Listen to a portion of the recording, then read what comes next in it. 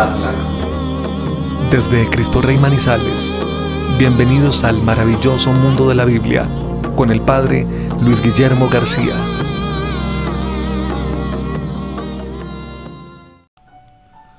Bienvenidos al maravilloso mundo de la Biblia, nuevamente lunes, y tenemos la oportunidad de volvernos a encontrar con quienes de ustedes ven nuestro encuentro en vivo y en directo en esta noche de lunes, ya comenzando el mes de abril, última semana del tiempo cuaresmal. El próximo domingo, queriendo Dios, estaremos iniciando ya nuestra Semana Santa con el Domingo de Ramos, ese momento tan bonito y tan especial cuando conmemoramos, cuando celebramos, cuando actualizamos la entrada solemne del Señor Jesús en Jerusalén, proclamado como Rey por todo el pueblo. Sean pues todos muy bienvenidos, nos da mucha alegría que podamos encontrarnos a través de este medio virtual. Seguimos caminando en este sumergirnos en el maravilloso mundo de la Biblia. Es un maravilloso mundo porque vamos descubriendo personajes, vamos descubriendo épocas históricas, vamos descubriendo realidades acontecidas alrededor del pueblo de Israel, en este caso cuando todavía seguimos caminando en el Antiguo Testamento, ahora en los profetas, pero siempre, recordémoslo y es lo más importante, es una historia de salvación, no es una historia cualquiera. Hay unos personajes, hay unos lugares, hay unos momentos históricos, pero todo enmarcado dentro de el plan perfecto de nuestro Dios. Historia, pero historia de salvación, que nos muestra qué es lo que nuestro Dios bueno y providente espera de cada uno de nosotros. El lunes pasado terminábamos la meditación del profeta Amós, al que le dedicamos dos encuentros muy importantes. El primer profeta que se estudia en esta parte de la literatura bíblica, el profeta pastor, el profeta cultivador de higos, que como él mismo lo dice en su libro, sin ser profeta ni hijo de profetas, es llamado por Dios para ir a anunciar a su pueblo. ¿Anunciarle qué? La conversión, que no pueden seguir por el camino que van mientras sigan involucrados en la idolatría, en las injusticias sociales y en la vida inmoral, van hacia el abismo. O se convierten o perecerán. A través de una serie de oráculos, a través de una serie de visiones, el profeta Amós es encargado de mostrarle al pueblo esa realidad. Fue lo que más o menos nosotros estudiamos, meditamos en nuestros dos encuentros pasados, y hoy damos pues un pasito hacia adelante y nos introducimos en el profeta Oseas, otro profeta también del siglo VIII, con un mensaje muy claro, un mensaje muy concreto, mostrándonos el amor de Dios, mostrándonos su misericordia, mostrándonos la realidad del pecado, pero también mostrándonos la necesidad de la conversión. Nos cae muy bien precisamente para esta etapa final de la Cuaresma, meditar en el profeta Oseas. Empezamos con un muy breve momento de oración. En el nombre del Padre, del Hijo y del Espíritu Santo. Amén. Recuerda ahí donde tú te encuentras en este momento, en tu casa, en tu lugar de trabajo, en un rinconcito de tu hogar, en tu habitación, tener la palabra de Dios abierta, ojalá iluminada, y pedirle al Espíritu Santo que a través de esta palabra nos hable, nos dé su mensaje, nos enseñe en esta noche o en el momento en que estemos viendo esta enseñanza qué es lo que Él quiere de nosotros. Espíritu Santo, Espíritu bueno, Espíritu de luz, tú vas marcando nuestro caminar, nos llenas de sabiduría y de entendimiento. Queremos hacer siempre tu voluntad. Enséñanos a través de tu poderosa palabra, a través del profeta Oseas esta noche, qué es lo que tú quieres y qué es lo que tú esperas de nosotros. Siempre un mensaje de esperanza en tu palabra, siempre mostrándonos cuáles son los designios de nuestro Dios bueno, qué es lo que Él espera de cada uno de nosotros.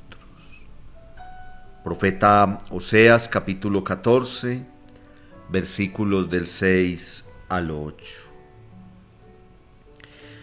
Seré como rocío para Israel, él florecerá como el lirio y echará raíces como los árboles del Líbano. Se extenderán sus ramas, tendrá el esplendor del olivo y como el del Líbano será su perfume. El Señor volverá a ser su protector, volverán a cultivar el trigo, florecerán como la parra y serán famosos como el vino del Líbano. Gloria al Padre, y al Hijo, y al Espíritu Santo, como era en el principio, ahora y siempre, por los siglos de los siglos. Amén. Este mensaje de esperanza, Dios bueno, que nos das hoy a través de tu profeta Oseas, es un mensaje siempre actual, un mensaje siempre vivo y eficaz para nuestro tiempo. Tú serás como el rocío para nosotros, florecerá como el lirio, echará raíces como el árbol frondoso y grande. Este pueblo, Señor, que te sigue extenderá sus ramas, tendrá el esplendor, porque tú serás siempre nuestro protector. Este lenguaje campestre, este lenguaje de sembrar el árbol, del árbol que crece, del árbol que es plantado y se vuelve frondoso, de ramas abundantes y da mucho fruto, ya lo hemos dicho, pero es muy bueno siempre recordarlo en este contexto de nuestro estudio de la Sagrada Escritura, aprender muchos daticos bíblicos, es la clave también de nuestro encuentro, aprender muchos daticos bíblicos. En este caso, recordemos que en ese ambiente campestre, en ese ambiente rural, en que Dios llama a estos personajes y en que se desarrolla toda esa historia de los inicios, pues Dios se vale de todos esos signos y de todas esas imágenes. Como cuando el Señor Jesús en el Evangelio ve el pastor con el rebañito de ovejas y dice: yo soy el buen pastor y mis ovejas escuchan mi voz y me siguen. Él sabía que la gente le estaba entendiendo muy bien ese ejemplo porque muchos de los que estaban ahí con él eran pastores y sabían que las ovejitas, el pastor las llama y ellas responden y el pastor las cuida y las protege, y por eso el Señor dice: yo soy el buen pastor. Y cuando aquí a un pueblo que está en un momento de desolación, de desgracia, de tribulación, Dios le dice: miren, yo voy a volver a plantarlos y van a crecer como un árbol frondoso y van a echar muchas ramas y van a dar frutos. Les está hablando obviamente de un tiempo de prosperidad, de un tiempo de salir de esa situación difícil, de un tiempo de mucha esperanza. Siempre es lo que nuestro Dios tiene para decirnos. Muy brevemente, la resolución a la tareita, la respuesta a la tareita. La primera pregunta es: ¿qué dice Dios respecto a los israelitas? A pesar de toda su infidelidad y a pesar de todos sus errores y a pesar de salirse del plan de Dios, Dios siempre da una nueva oportunidad. Este mensaje queda muy claro en nuestro curso bíblico, en el maravilloso mundo de la Biblia, en todo lo que hemos estudiado y ahora en el mundo de los profetas. Lo veíamos ayer domingo en el Evangelio de la Santa Misa, con la mujer adúltera que es descubierta, que es sorprendida en flagrante adulterio. ¿Qué le dice el Señor? Yo no te condeno, vete en paz y de hoy en adelante no vuelvas a pecar. Esfuérzate por salir de tu mundo de pecado y así yo te perdono y te puedes ir tranquila. Siempre ese es el mensaje del Señor. A los israelitas, a pesar de su infidelidad, de su pecado, de que hay una consecuencia del pecado ciertamente, les dirá que renueva la alianza hecha ya con Abraham en el libro del Génesis, cuando les dice que serán tantos como la arena del mar, que serán llamados hijos del Dios vivo. Eso está en Oseas 2, versículos 1 y 2, está simplemente renovando la alianza hecha desde el principio.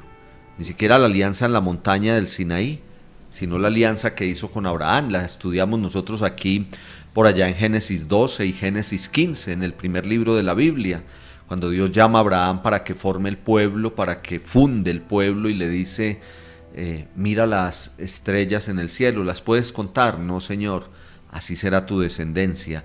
Mira la arena del mar, ¿puedes contar granito por granito de arena? No, Señor, así será tu descendencia. Entonces, cuando esa misma frase aparece a lo largo de la Biblia, a lo largo del Antiguo Testamento, es en clave de renovación de la alianza. Lo que Dios le está diciendo al pueblo es, las promesas hechas en un inicio, en este caso a los patriarcas, al padre Abraham, son unas promesas que se sostienen, que todavía existen, que yo no las he olvidado y que sobre todo las voy a cumplir. Serán tantos como la arena del mar, como diciéndoles, estoy reafirmando aquello que le prometí a Abraham allá desde los inicios, cuando la formación del pueblo.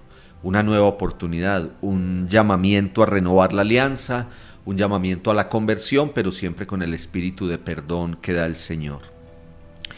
¿Qué hará Dios con su esposa infiel?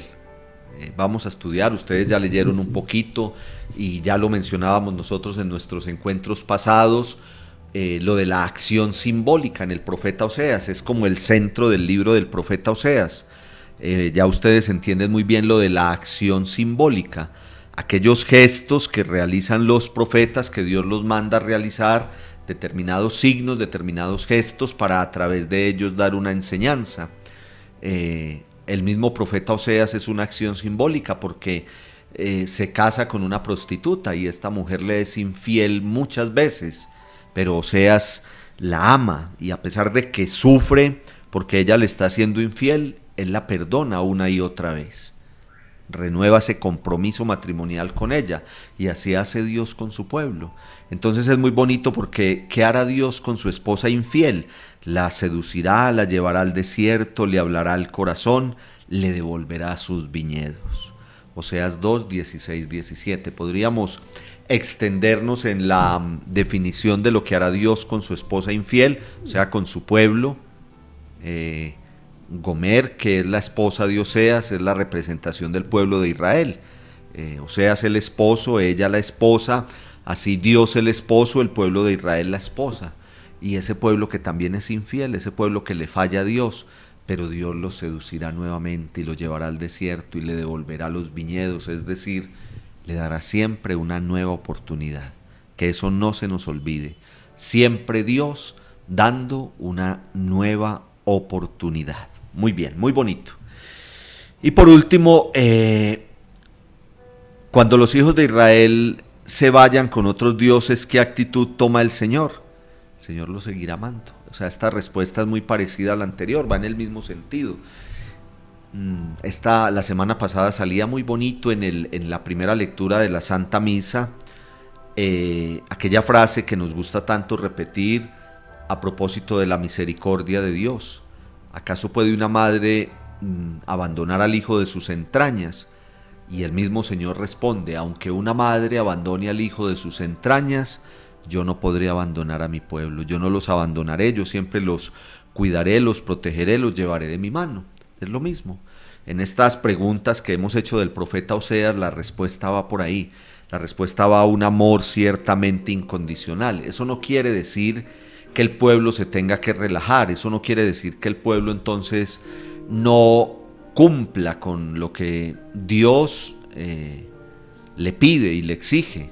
El pueblo tiene que ser fiel a la alianza, el pueblo tiene que tener a Dios como el único y verdadero Dios, tiene que tenerlo como su Señor, pero es muy bonito entender y pensar que siempre hay esa nueva oportunidad, que Dios es compasivo y misericordioso y que Dios no busca la muerte del pecador, sino que se convierta y viva. Y en el profeta Oseas y en general en los profetas es lo que vemos. ¿Qué hará Dios con la esposa infiel? La seducirá, le devolverá los viñedos, la enamorará para que esté con él. ¿Qué hará Dios con los hijos de Israel que se van detrás de los falsos dioses? Pues entonces los seguirá amando. Tremendo, tremendo. A mí me parece que ahí está la clave para nosotros luchar por no pecar. no cuando nos muestran la idea de un Dios castigador y de un Dios que está ya pendiente a ver en qué nos vamos a equivocar para castigarnos. Es más bonito siempre pensarlo desde el amor. Si Dios me ama tanto, si Dios me da una nueva oportunidad, si Dios es fiel, si Dios es providente, si Dios me cuida, me acompaña, me protege, me lleva de su mano, me da una nueva oportunidad cuando yo me equivoco, ¿qué ganas voy a tener yo de fallarle? Por amor, porque me siento muy amado, entonces yo le respondo con fidelidad a Dios. Lo del evangelio de ayer, aquella mujer sorprendida en adulterio, todos la querían apedrear, estaban ahí listos para apedrearla, y el Señor dice: mujer, yo no te condeno, vete en paz y desde hoy no vuelvas a pecar. ¿Ustedes creen que esa mujer quedó con ganas de volver a pecar? Si el Señor se hubiera parado y le hubiera metido un regaño y le hubiera dicho: usted es una pecadora, usted se va a condenar, me hace el favor y deja ya ese camino, se condena, se hubiera ido muerta de miedo y hubiera seguido pecando.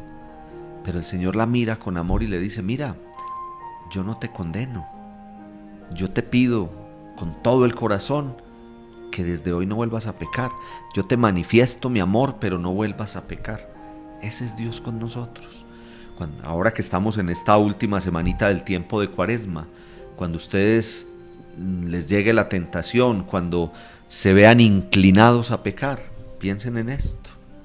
Piensen en lo que hizo Dios allá en el profeta Oseas, que a esos hijos infieles los amó, que a esa esposa infiel la volvió a seducir, la volvió a enamorar, la volvió a llenar de regalos para que ella dejara ese camino de la infidelidad.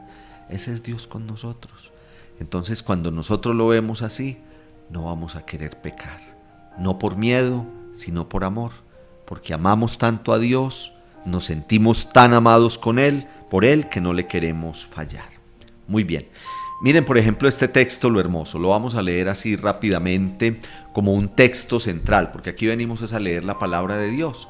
Todo esto que vamos diciendo es como parte de la enseñanza general de cada libro y es lo que más nos interesa. Por ejemplo, hoy yo trataré de darles unas notas sobre Oseas, quién era, de dónde venía, por qué se llama Oseas, de qué época es, cómo está dividido el libro del profeta Oseas. Todo eso es muy importante y este es un estudio, yo siempre se los diré, un estudio serio, un estudio profundo, un estudio bíblico que si usted lo hace en serio y si usted lo va siguiendo secuencialmente, se los digo con toda humildad, queda usted muy bien formado en la Biblia. Usted puede decir, el que hasta hoy ha visto estos 52, 53 encuentros, hasta aquí donde vamos, usted ha aprendido mucho de Biblia, porque son conocimientos serios y porque nos adentramos en la realidad de cada libro bíblico y porque le dedicamos el tiempo suficiente. Pero si, como yo lo llamo, este retiro permanente nos sirve para sacar unas enseñanzas de cada libro, que cuando termine esta enseñanza, dentro de media horita, usted queda dándole vueltas a lo que dijimos, a la enseñanza sacada siempre de la palabra. Yo no les voy a decir nada aquí que no sea directamente de la palabra. Entonces es lo más importante. Esta homilía para que leamos este hermoso texto que me parece que es súper central en todo lo que dice el libro de Oseas. Dice Oseas 11:1-5, es tomado al pie de la letra de la Biblia. Cuando Israel era niño, yo lo amé, y de Egipto llamé a mi hijo. Cuanto más los llamaban los profetas, tanto más se alejaban de ellos. Seguían sacrificando a los Baales y quemando incienso a los ídolos. Sin embargo, yo enseñé a andar a Efraín, yo lo llevé en mis brazos, pero ellos no comprendieron que yo los sanaba. Es muy bonito. Es toda una historia de salvación. El profeta, boca de Dios, está diciendo, es que este pueblo Dios lo formó desde pequeñito. Es como el padre de familia que enseña a su hijo a caminar, a dar los primeros pasitos, lo lleva de su mano y lo va ayudando a que crezca. Pero ¿qué quiere ese papá? Que ese niño le sea obediente, que ese niño siempre actúe de acuerdo a sus principios, que ese niño vaya por el camino que el papá le va indicando. Muchos de ustedes son padres de familia y entienden muy bien toda esta imagen tan bonita y todo este lenguaje, pero hay un reproche. Se fueron detrás de Baales, a pesar de que yo les mandaba a los profetas para que les indicaran el camino a seguir, se desviaban del camino, se iban por otro lado, terminaban detrás de falsos dioses. Baal es el falso dios, es el dios con minúscula, es el dios que adoraban aquellos pueblos idólatras, y el pueblo de Israel se dejaba enredar y terminaba también adorando a Baal. Entonces Dios le está diciendo, mire, pero si yo lo hice, yo lo traje a este mundo, yo formé al pueblo de Israel y luego yo lo fui llevando, lo saqué de Egipto. Esa escena central histórica que estudiamos nosotros aquí en el Pentateuco, que estudiamos en el libro del Éxodo, cuando Dios saca al pueblo de la esclavitud en Egipto. Acuérdense, Dios que vio la opresión del pueblo, Dios que escuchó su clamor, Dios que conocía sus angustias y bajó para ayudar a ese pueblo. Y Dios lo lleva de su mano y se lo dice, se lo recuerda, por no utilizar la expresión se la saca en cara, que de pronto es malentendida, pero Dios le muestra y le señala a ese pueblo todo lo que ha hecho por él. Y no merece Dios que ese pueblo se vaya detrás de los falsos dioses. ¿Sí entienden por dónde va la cosa? Todo el profeta Oseas va por ahí. Un Dios providente, un Dios fiel, un Dios amoroso con su pueblo, pero ese pueblo que se sale del camino, a pesar de todo lo que Dios ha hecho por ellos. Con cuerdas humanas los conduje, con lazos de amor, y fui para ellos como quien alza el yugo de sobre sus quijadas, pensando como en esa imagen del animalito, ¿no? Del caballo, que le ponen ahí su yugo en la quijada, y Dios dice, ustedes se imaginan eso como talla, como duele, como incomoda, y Dios dice, yo les quité ese yugo, me incliné y les di de comer. Imagínense esa imagen de Dios tan bonita. Allá en el desierto les dio el maná, acuérdense, cuando tenían hambre hizo caer maná, y cuando tenían sed de la roca brotaba agua. Dios dice, me incliné. Esa imagen que tanto nos gusta a nosotros aquí contemplar de Dios, un Dios muy pero muy cercano, un Dios que se inclina, que se agacha, como ese papá para darle de comer a su hijo, aquí dice prácticamente, les daba a cucharaditas, le daba la comida a cucharaditas yo a ese hijo mío que es el pueblo de Israel. No volverán a la tierra de Egipto, sino que Asiria será su rey, porque rehusaron volver a mí. Se llama consecuencia del pecado y también lo hemos meditado nosotros mucho aquí. Estos primeros 5 versículos del capítulo 11 del profeta Oseas, como para que, les digo yo que es muy central dentro de todo el libro de Oseas, porque aquí venimos es a leer la Biblia. Entonces por eso quise ponerles de entrada, antes de sumergirnos como en toda esa vida del profeta Oseas, quién es, su perfil, sus enseñanzas, pues entonces este texto que nos ayuda mucho. Oseas 11 del 1 al 5.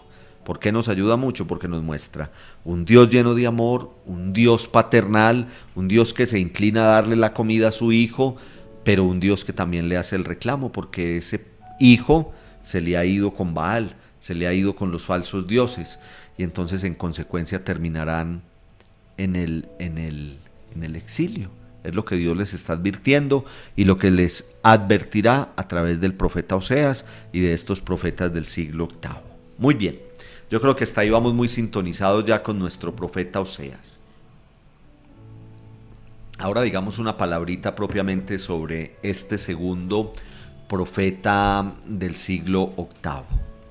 Su nombre significa el Señor lo ha salvado. Acuérdense lo que significa Amós. Dios me sostiene, Dios me levanta, el Señor me lleva firme, ¿se acuerdan? Es interesante, es un datico bíblico, como de cultura bíblica podríamos decir, pero es interesante. Amós, el Señor me levanta, el Señor me sostiene. Oseas, el Señor lo ha salvado, el Señor lo ha salvado. Su misión está también pues por allá en el siglo VIII y la prolonga hasta las vísperas, hasta ya casi el momento de la caída de Samaria, que él anunció, que él profetizó, que él le dijo al pueblo: sálganse de esa vida de pecado para que no sean destruidos. Pero el pueblo, como decía la lectura la semana pasada en la Santa Misa, creo que era el jueves tal vez de la semana pasada, este pueblo, decía Dios allá, cuando el pueblo quebrantó la alianza en el Éxodo y cuando se fabricó la imagen de un becerro y empezaron a adorar ese becerro de oro por allá en pleno desierto, y Dios le dice a Moisés: es que este pueblo es un pueblo testarudo, es un pueblo de dura cerviz, es un pueblo testarudo. Tanto y tanto decirle que no se salga del camino, tanto y tanto decirle que sea fiel, y este pueblo termina cayendo en la infidelidad. No ha cambiado nada, no ha cambiado nada. Dios nos muestra el camino, nos muestra los signos, nos habla a través de su poderosa palabra, pero a veces es tan difícil. A veces volvemos a caer, a veces nos salimos del camino, a veces terminamos cometiendo los mismos pecados. Volvemos atrás, volvemos al pecado, porque el tentador siempre está ahí como intentando sacarnos del camino. El pueblo de dura cerviz. Entonces, el Señor lo ha salvado, y entonces eso significa Oseas, y lo ubicamos allá en el siglo VIII, hasta antes de la caída de Samaria. En Amós decía: no soy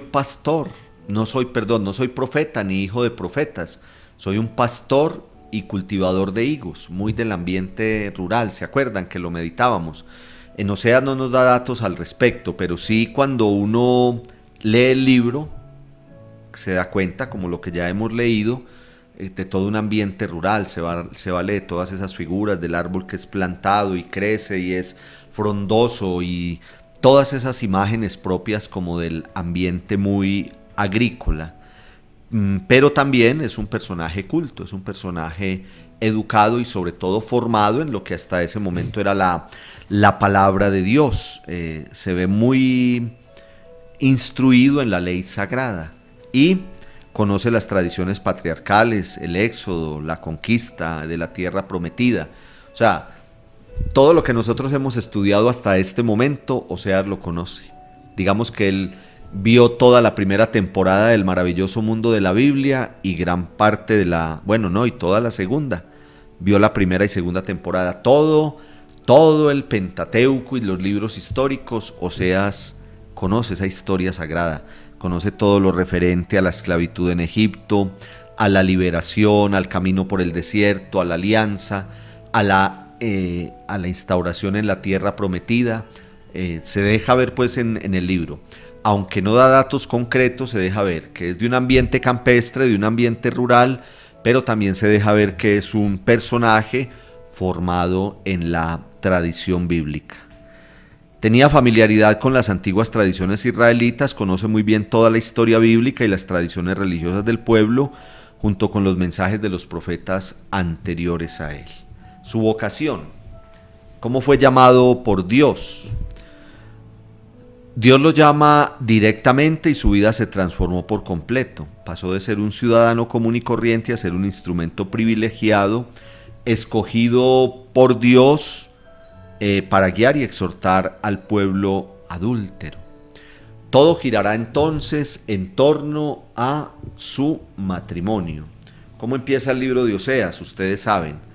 Palabra que el Señor dirigió a Oseas, hijo de Berí, en tiempos de Osías, Jotán, Ahaz y Ezequías, reyes de Judá, y en tiempo de Jeroboam, hijo de Joás, rey de Israel. Comienzo de las palabras que el Señor pronunció por medio de Oseas. El Señor dijo a Oseas: cásate con una prostituta y acepta hijos de la prostitución, porque esta tierra se ha entregado a la prostitución y se ha alejado del Señor. Fue Oseas y se casó con Gomer, hija de Diblaim, el cual concibió y le dio un hijo. Y el Señor empieza a decirle cómo ponerle a sus hijos. Pero entonces miren ustedes que es de una. ¿Cómo fue llamado Oseas por Dios? Eso fue de una. No hay una historia muy larga. Simplemente dice en qué época ubicamos a Oseas, hijo de quién es e inmediatamente dice, el Señor le habló y le dijo, ve y cásate con una prostituta que yo te voy a mostrar, porque serás la acción simbólica, tu matrimonio será la acción simbólica, porque a ti te va a tocar casarte con esa prostituta y darle una y otra oportunidad. Ella te va a ser infiel y tú la vas a perdonar y vas a continuar con ella, porque así me toca a mí con mi pueblo. Es la imagen de lo que me toca a mí con mi pueblo. Yo creo que queda muy claro, ¿cierto? Este pueblo me está haciendo infiel, yo tengo una relación esponsal con este pueblo, una alianza sellada, pero este pueblo me ha sido infiel y eso lo vamos a manifestar a través de tu unión con aquella prostituta. Muy bien, eso está claro, ¿cierto? A partir del fracaso de su matrimonio descubrió el significado simbólico de todo lo que le estaba sucediendo a Dios y el pueblo. Es un hecho que en sí mismo era un acto profético. En su relación matrimonial y la infidelidad de su esposa está la enseñanza. Podríamos terminar nosotros aquí al profeta Oseas, porque ustedes ya lo pueden leer uno a uno sus capítulos, entendiendo muy bien de qué se trata. No es muy largo, es un libro de 14 capítulos y ustedes ya lo pueden leer, entendiendo que todo él va en ese sentido. La historia, sobre todo los primeros capítulos del matrimonio de Oseas, un matrimonio en medio de la infidelidad, para representar la infidelidad del pueblo delante de Dios.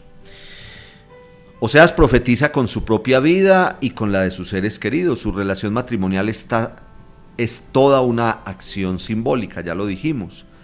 Lo que pasó al interior de su hogar era lo que estaba pasando en la relación de Dios con su pueblo, el cual le fue infiel, como le fue infiel Gomer a Oseas en su matrimonio. Es lo que venimos repitiendo. La infidelidad del pueblo para con Dios manifestada en la infidelidad de la esposa de Oseas. Dios es el esposo, Israel, el pueblo, es la esposa. Esta ha sido infiel y lo ha abandonado para irse con otro, Baal, pero también detrás de los dioses de otros países o de otros pueblos como Asiria y Egipto. Por eso cuando habla de los pecados del pueblo los califica con adulterio, fornicación y prostitución.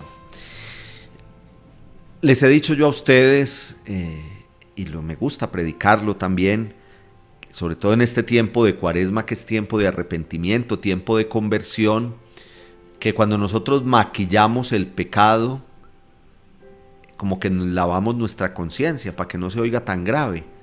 Les hablaba el lunes pasado de cuando empezamos a hablar de pecaditos y de pecadillos, cuando le mermamos como intensidad a la realidad de pecado. En los profetas y sobre todo, por ejemplo, en Oseas, con toda esa realidad de infidelidad, Dios cuando habla del pecado, habla de adulterio, habla de fornicación, habla de prostitución. Todo como enmarcado en una realidad de infidelidad. Vuelvo y lo digo, queridos hermanos y hermanas, relación esponsal, relación matrimonial, así es nuestra relación con Dios. Es una relación matrimonial. Hay un compromiso, hay una alianza.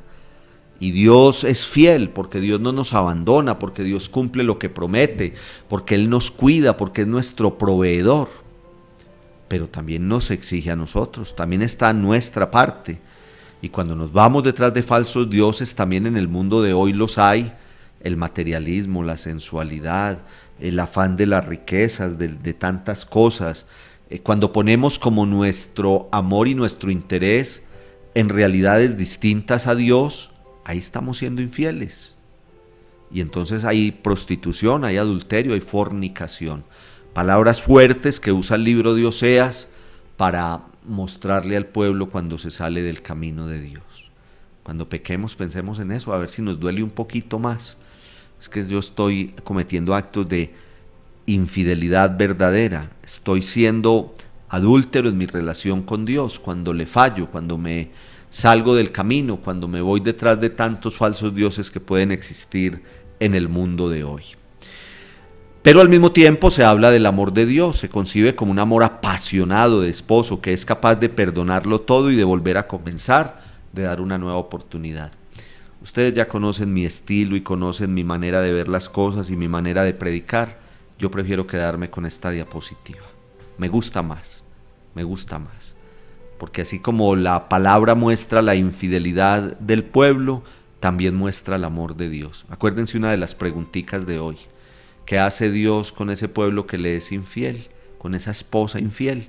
La va a seducir, la va a llevar al desierto, le va a dar regalos, le va a devolver la viña para que vuelva a surgir y a surtir esa relación esponsal. El Dios de las oportunidades, el Dios de una nueva oportunidad, el Dios de la misericordia, como nos enseña tan hermoso el Papa Francisco, el Dios que no se cansa de perdonar. No nos cansemos de pedirle perdón, porque es que Él no se cansa de perdonar. No nos cansemos de pedirle perdón. Si algo nos queda claro a nosotros estudiando a los profetas, es eso, que no nos debemos cansar de pedirle perdón a Dios, porque Él no se cansa de perdonar. Un Dios que es amor, un amor apasionado de esposo, que vuelve a perdonar para volver a comenzar, da siempre una nueva oportunidad. Acuérdense allá desde el libro del Génesis, todo lo del diluvio, que hablamos de una recreación, de una nueva creación, de un volver a comenzar.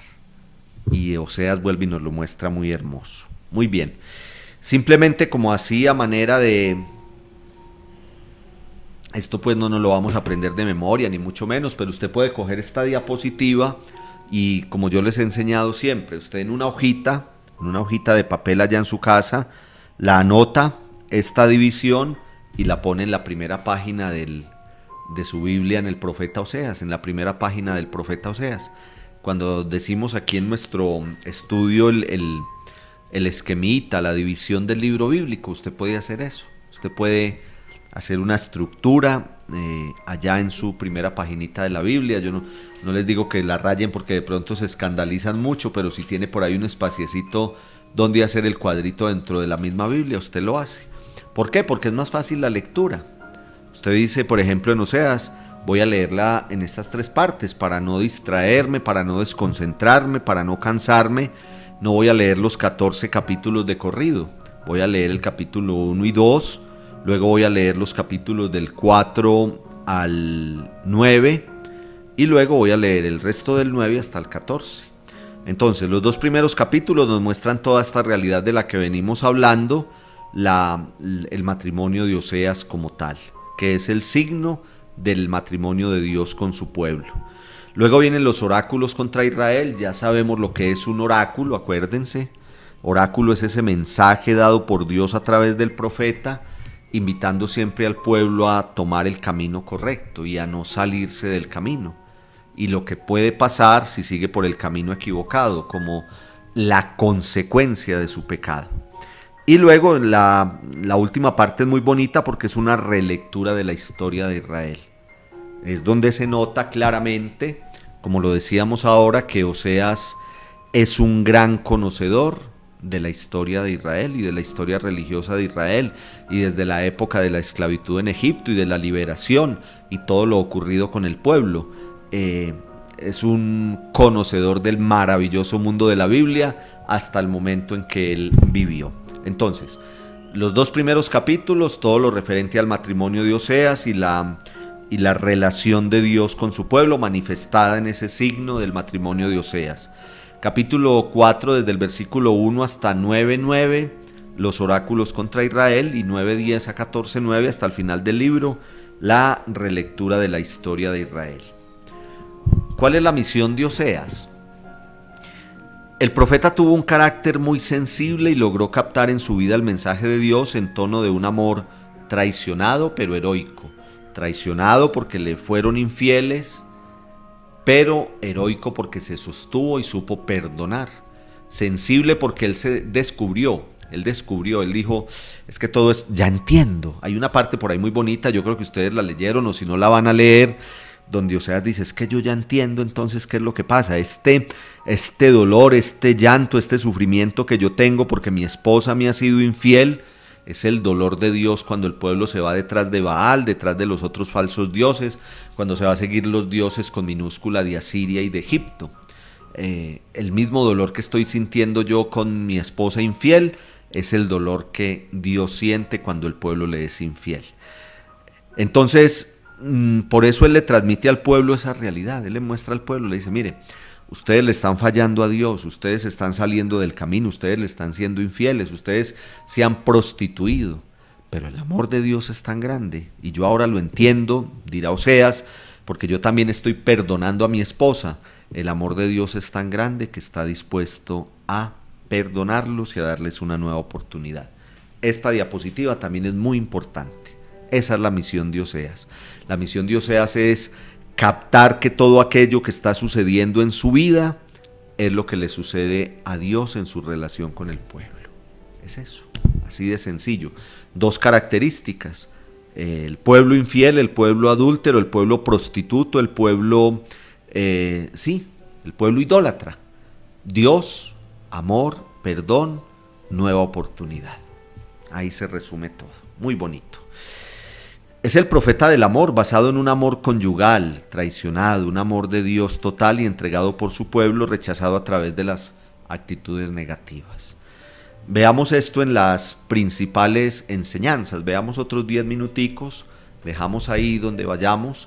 Dentro de 8 días, pues obviamente no tendremos encuentro, lunes santo, estaremos muy dedicados los sacerdotes al confesionario, entonces no vamos a estar en este espacio, pero volvemos dentro de 15 días si Dios quiere.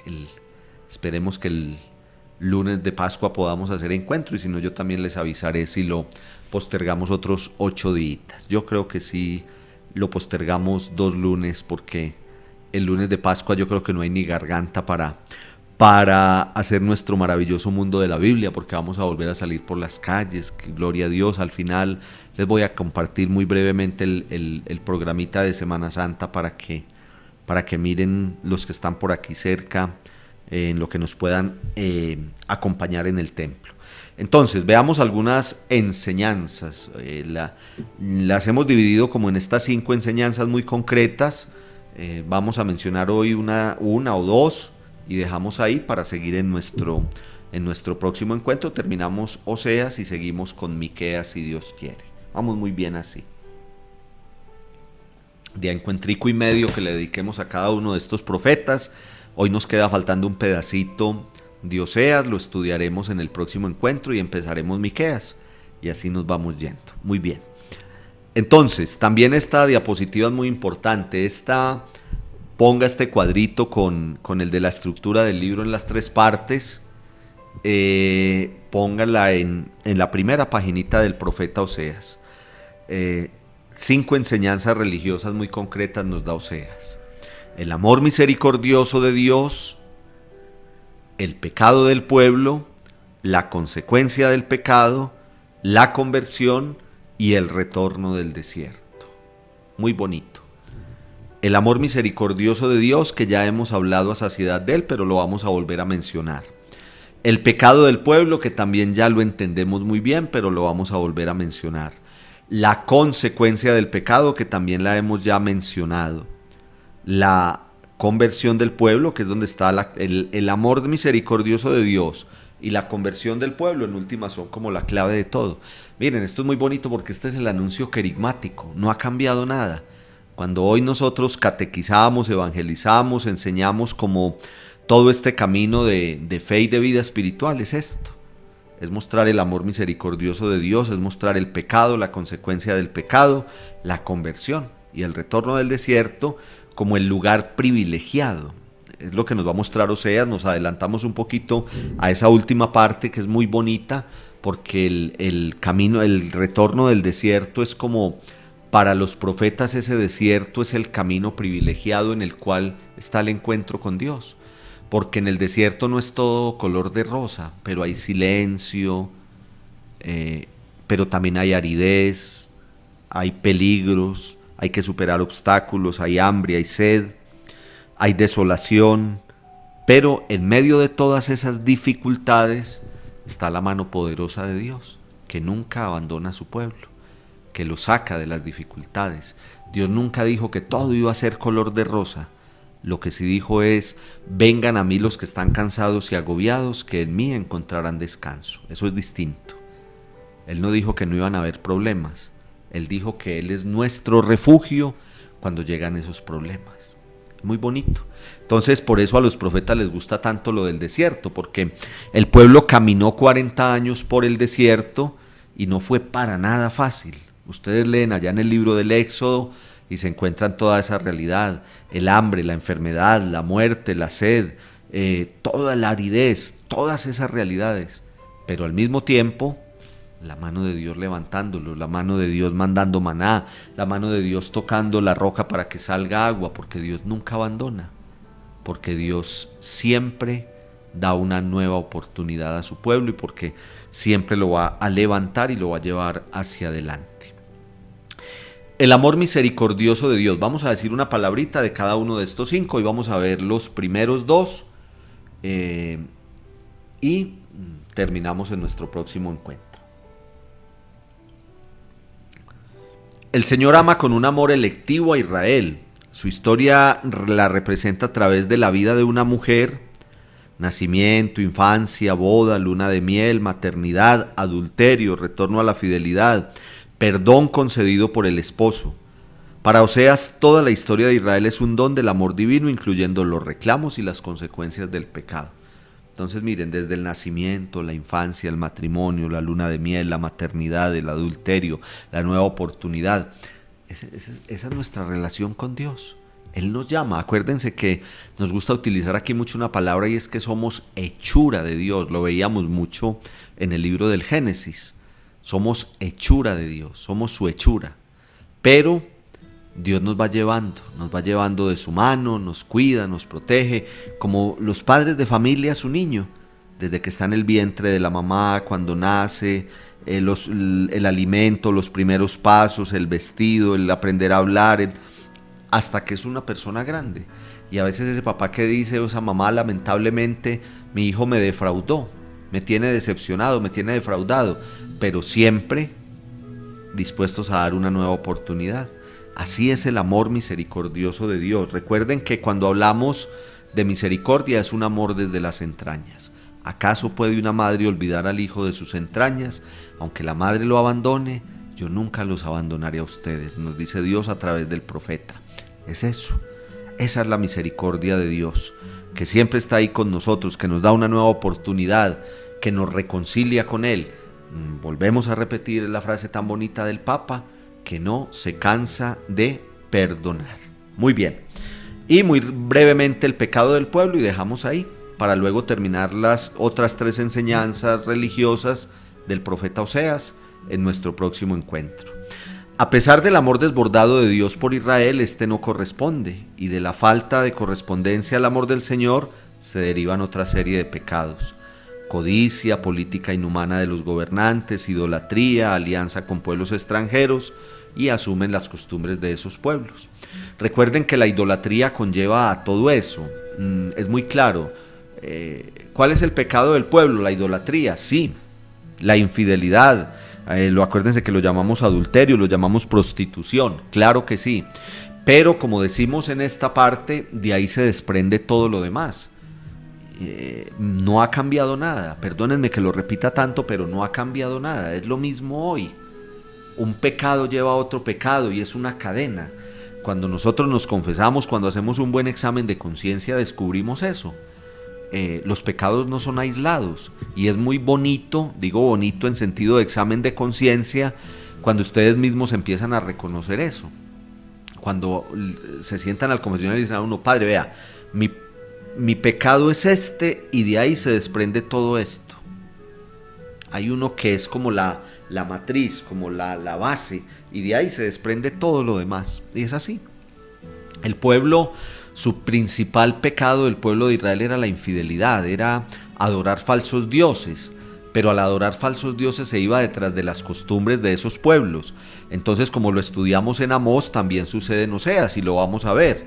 ¿Cuál es la repercusión? Entonces hay injusticias, hay abusos con los más necesitados, hay inmoralidades, todo lo demás. O sea, el pecado de ser idólatras y de adorar falsos dioses lleva a otra serie de pecados. Eso es así de claro. Bueno, dentro de 15 días veremos la consecuencia del pecado, veremos la conversión, veremos el retorno del desierto y veremos una conclusión. Y luego pasaremos al profeta Miqueas, del cual es la tareita para el día de hoy. Entonces miren que hoy avanzamos, hoy nos rindió chévere, porque entonces vimos todo lo referente a Oseas en cuanto a qué significa su nombre, cómo fue llamado, su vocación, su misión, el contexto general de esa acción simbólica de su matrimonio con una prostituta y luego las enseñanzas religiosas que se desprenden a partir de ahí. Alcanzamos a hablar del amor de Dios y alcanzamos a hablar del pecado del pueblo. Nos quedaron faltando las otras 3 enseñanzas religiosas para verlas dentro de 15 días, si Dios quiere. Muy bien. La tareita ahí la ven, vamos a leer los 2 primeros capítulos del libro de Miqueas, del profeta Miqueas. Acuérdense que los estamos estudiando no ya en el orden bíblico como hemos hecho hasta ahora con todos los libros bíblicos, sino por época. Entonces Amós, Oseas, Miqueas, Isaías son del siglo VIII antes de Cristo. Ya estudiamos Amós, ya vamos muy adelantados con Oseas y dentro de 15 días veremos un poquito de Miqueas. ¿Qué hace el Señor cuando sale de su morada? ¿Qué hace el Señor cuando sale de su morada? Muy bonito. Búsquelo allá en Miqueas 1 y 2. ¿Cuáles son los pecados que traman de noche para ejecutar de día? Interesante. ¿Cuáles son los pecados que traman de noche para ejecutar de día? ¿Cómo reunirá el Señor a Jacob y al resto de Israel? Están dispersos, están disgregados. ¿Cómo los va a volver a reunir? Entonces, ¿qué hace el Señor cuando sale de su morada? ¿Cuáles son los pecados que se traman de noche para ejecutar de día? Esa preguntita la podríamos hacer para el mundo de hoy, para un buen examen de conciencia. ¿Y cómo reunirá el Señor a Jacob y al resto de Israel? Bueno, entonces, el próximo lunes, que es 11 de abril, de hoy en 8 días, no tendremos encuentro por obvias razones, porque estamos en lunes santo y los sacerdotes estamos en el templo celebrando el sacramento de la reconciliación con los que viven por aquí cerca, con los que vienen a nuestra parroquia. Estaremos en jornadas de confesión, ya les voy a mostrar un poquito el programa. Estoy dando tiempo que escriban muy bien la tareita para mostrarles rápidamente el programa de Semana Santa.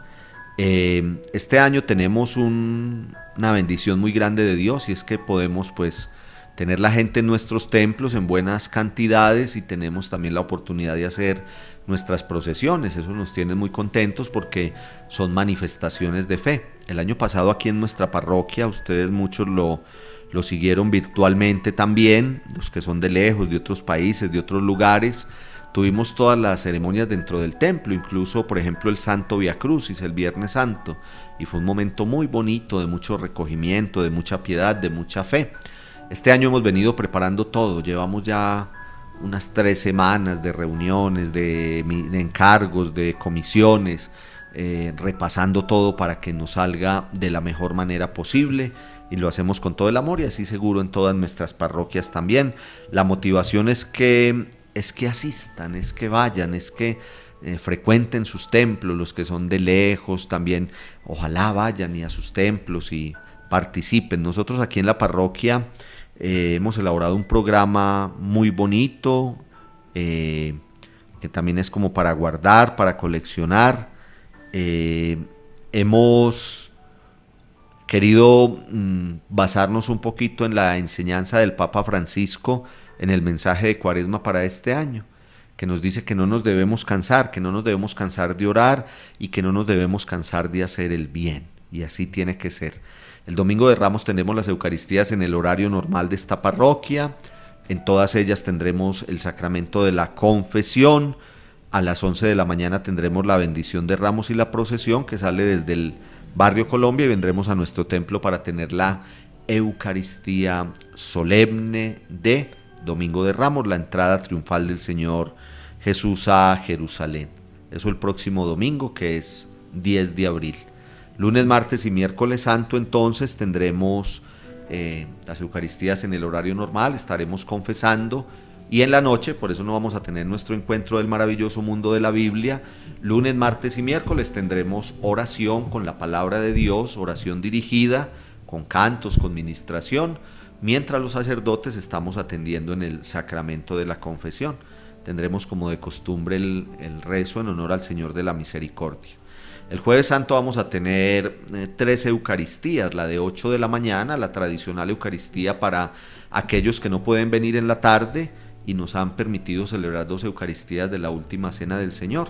Tendremos una a las 3 de la tarde y una a las 5 de la tarde. Por la mañana le estaremos llevando la comunión a los enfermos y en la noche tendremos la hora santa ante el monumento. Muy bonito. Estaremos orando por todos ustedes, como yo siempre se los digo, por sus intenciones. El viernes el Santo Vía Crucis, la ceremonia de la Pasión a las 3 de la tarde, en la noche el Sermón de las 7 Palabras y la procesión del Santo Sepulcro.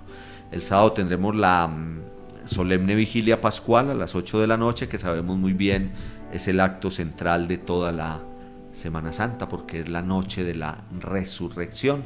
A las 5 de la tarde tendremos la procesión con la Virgen Dolorosa y la meditación de los 7 dolores.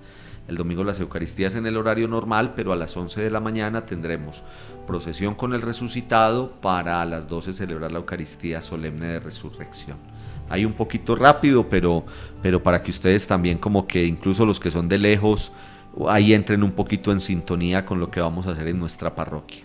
Lo más importante por ahora, el próximo domingo, 11 de la mañana, procesión de Ramos y 12 del día la Eucaristía solemne del Día de Ramos. Recuerden que solo Dios basta, que en esta parroquia los queremos mucho, que yo saco este espaciecito con un amor inmenso. Para mí es tan importante este momento de nuestro maravilloso mundo de la Biblia, como sé que lo es para ustedes también.